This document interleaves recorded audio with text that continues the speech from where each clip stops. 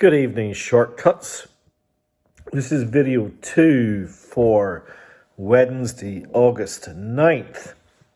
For those of you who aren't aware, on Shortcuts, we open a box of records from Shibuya in Japan. We describe them and a price list goes out 9 p.m. sharp on the following Wednesday, in this case, Wednesday, August 9th. If you would like to be on that mailing list, the email address is in the notes below. If you like this video, please comment and share and all those fun things. I'm very much appreciative of your time. Now, this is the classic rock list, and this is a true classic rock list in that over half of the records in this list feature on Rolling Stone's compilation of the 500 greatest records of all time. And to be frank, many other lists, books, compilations. There are some records here which are part of the classic rock firmament, but there are a few deeper cuts too. Anyway, I was trying to think where to start, and I've landed on this one. Tom Petty's third album, Damn the Torpedoes. So why this record? Well, firstly, this Japanese first press absolutely slays. It sounds fantastic. So that's the first reason. Well, the second is when Tom Petty had his, let's call it, second career resurgence in the late 80s, early 90s, when he was produced by Jeff Lynne and making records without the Heartbreakers, solo records that were really, really popular, and hits like Free Fallin' and I Won't Break Down, Running Down a Dream. And maybe the best of the records from that era was Full Moon Fever. And my mum and I loved that record. Every so often, we would find a band that we could enjoy together. One of those records was Out of Time, REM, some Pogues, and this one, Full Moon Fever, Tom Petty. And I remember taking the cassette into school, St Patrick's Academy in Dungannon, County Tyrone, Northern Ireland. And my careers teacher, who was a guy called Aidan McMahon, and of course Mr. McMahon to me, he saw the Tom Petty cassette in my bag. And he said, "You like Tom Petty?" And I remember kind of thinking, this is awkward. And I said, talking to a teacher, I don't know what age I would have been. Let's see, 14 maybe, about music. And I said, yeah, I do. And he said, oh, I'll bring something in for you to listen to. And I said, oh, okay. I remember coming home and telling my mum that Mr. McMahon had seen the cassette and that he had something for me. And I remember being on tenterhooks, just kind of counting down the time until I saw him. And I'm pretty sure he didn't have it the next day or the next day. But at some point later, he had this little office because he was the careers teacher where he would talk to people. And he handed me a cassette of Damn the Torpedoes. And I remember going home, and the way that we played music was, we had a big yard, and my brother and I would play tennis, and it was like a tarmac yard, and we would use a brush to brush out a court. And my dad's car, which was a Ford Sierra or Ford something, it had a pretty good sound system, and if you opened the boot, you could play a cassette and play tennis and whatever at the same time, my brother and I. And I remember playing Damn the Torpedoes. And so the record, like these, like is always the case when there's some kind of nostalgia, has a place in my heart. And I love the fact that one of my teachers would take time to do that. So yeah, Tom Petty, Damn the Torpedoes, an absolute stone cold classic record. As is this next one. And I love the gatefold on this. I think this is the 1973 press. This is Neil Young's second record. Everybody knows this is Nowhere. This kind of sepia toned, almost looks like it, doesn't it look like it should be a folk record? And there's the dog in the tree, and he's got his plaid shirt on, floppy hair. Maybe the one cue that would make you think, well, maybe it's not a folk record is Neil Young with Crazy Horse. And of course it's not. Cinnamon Girl, Down by the River, and the closer, the 10-minute classic Cowgirl in the Sand. It's so not a folk record.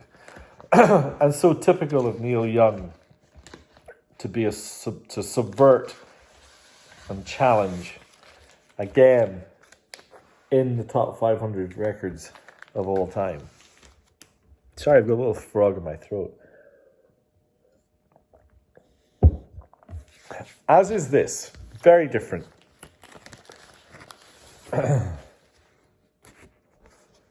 Tumbleweed Connection, Elton John. Either his third or fourth record. Bernie Taupin, who was his lyricist, Elton would deliver the music. When he talks about this record, he talks about it being inspired by music from The Big Pink, by the band. That kind of Americana, that not quite country and western, but not quite rock, something in between. And Tumbleweed Connection was Elton leaning into that tradition and making arguably one of his finest records. What I think is somewhat ironic is that this, let's call it legacy recording, that celebrates the music of the band and Dylan and others. The sleeve shot is from an old tubeway station at Sussex Street in a town a few miles outside London. And that, in the corner, that's Elton John sitting on the ground. Oh, kind of an incongruous image. I'm not sure that maybe helped the record. But it's a very fine record and definitely one of Elton's best. And I said, classic rock after classic rock here, my friends. This, oh gosh, I didn't realize. There we go. It's got the Obi strip. I just hadn't realized. This is Queen's A Day at the Races. Famously, A Day at the Races and A Night at the Opera, the Marx Brothers movies that Queen somewhat inexplicably decided to name their records after. This is one of their best produced and, in a funny way, most underappreciated records. The opening track, Tie Your Mother Down, and its lead into You Take My Breath Away, that's as good as it gets for opening salvos on a Queen record. And similarly, the opening track on side 2, Somebody to Love, is and shall remain an absolute classic. But even now, I think of that record and I think of George Michael's version at Fred Freddie Mercury's tribute concert. What a song that is. Talking about live songs, something just occurred to me about Tumbleweed Connection. And that is, if I can remember the name. Yeah, the final song on Tumbleweed Connection, Burn Down the Mission, was the only song that Elton played every night of his farewell tour that was not a single. And it's wonderful. And he slays it in his live performance. You can see some live performances on YouTube. All right, so we've got classics from Elton, from Queen, from Neil Young, Tom Petty. What about this? The Who, Live at Leeds. Now, the sleeve of this is typically rather munted because it's one of these weird kind of fold out, almost like a folder where you slip in things. But this one is in rather fine condition. The record, of course, being a blistering blues rock live recording that certainly if you're a British rock fan, typically would finish at the top of just about every list of the best live recordings of all time. And again, in Rolling Stone's list, as is this. The Beatles, Sgt. Pepper. Always grab this when I see it. The hard cardboard gatefold of Sgt. Pepper that the Japanese did is absolutely fantastic, particularly when it comes with this. The cutouts, including the moustache, and the badge, and the epaulets. It's just a beautiful thing. And what's more, it just sounds amazing. And so, when I, the folks over there will often say, "You got enough Beatles?" And I go, "No. Bring me more Beatles. Bring me more David Bowie." I've had 3 copies of David Bowie, The Rise and Fall of Ziggy Stardust and the Spiders from Mars. 3 copies. Did I say 3? It's like Manuel in Fawlty Towers. It costs £5. So there were 3 copies in the last, probably 3 out of the last 5 boxes have had copies of this. And I have club members who snap it up and email me and go, "Isn't that good?" And I go, "Yeah, it's really good." Now, this is a record we've never had on the list before. I'm a sneaky Judas Priest fan. So I always prompt the guys, if you get Judas Priest, just stick it in there. I sometimes snaffle them for my own shelf. This one is 1981's Point of Entry. From what I understand from the history of Judas, this was a reaction to the British Steel tour.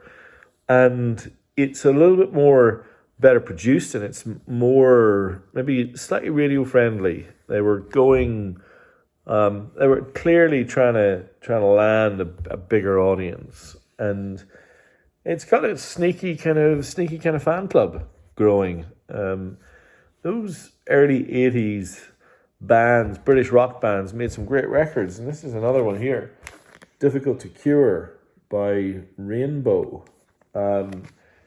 Just really good sounding records on vinyl. They just work. They're crafted, the songs are good, the guitar playing's great, it's well recorded. Yeah. Now this image always struck me as kind of an odd image for Rainbow. But this image was originally conceived by Hypnosis, that kind of design group that Black Sabbath used for their albums. And It was, and I've got actually, by complete happenstance, I've got a copy of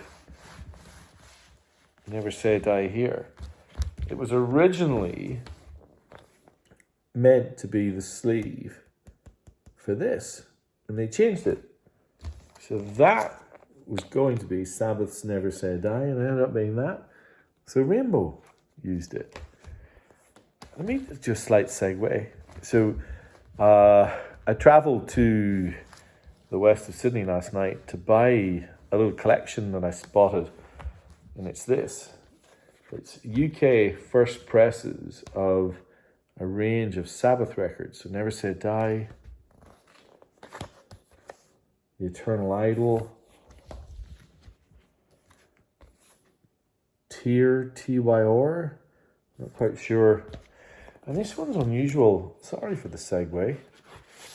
This one's got a really unusual vertical. Look at the label on this. It's like Black Sabbath's own label. These are all UK first presses in fantastic condition.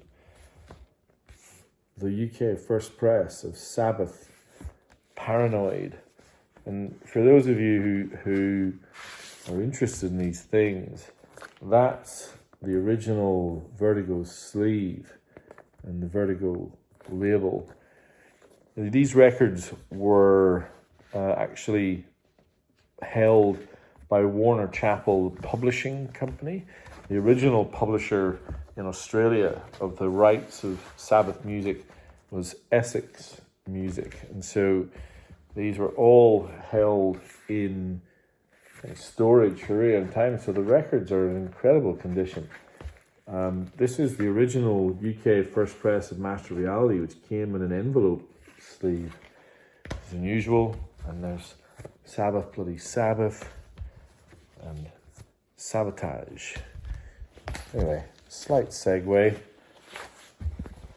for something that I picked up entirely apropos of nothing.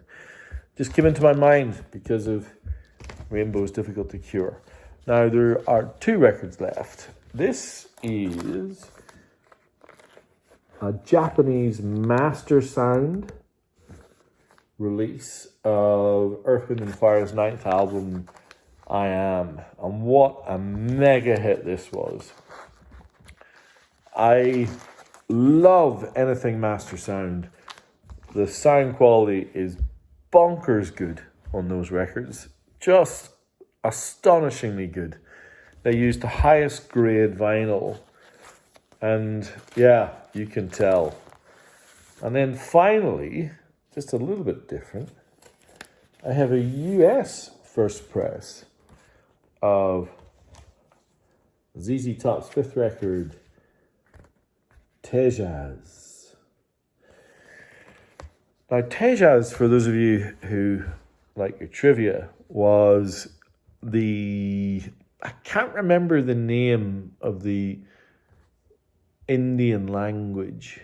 It was a dialect from Texas, but Tejas in that dialect meant friends.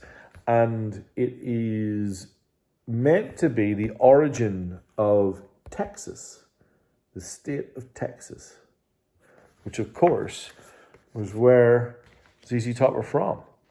So Tejas is a play and maybe a celebration of their roots, and it's got this amazing triple gatefold, including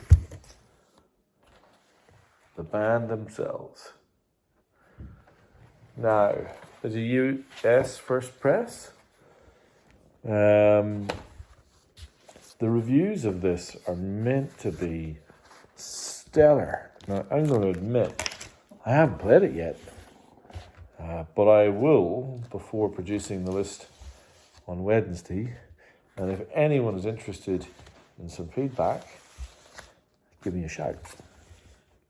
So there you have it. A classic rock list. If you want to know more, email me, shortcutsrecordsoz@gmail.com. It's in the notes below. If you liked the video, leave me a comment. If you have any questions, just give me a shout. As always, I love these things and I love hearing from you. Thank you so much for your time and attention. And if there's anything that catches your eye, remember, price list goes out 9 p.m. Wednesday sharp. Thank you.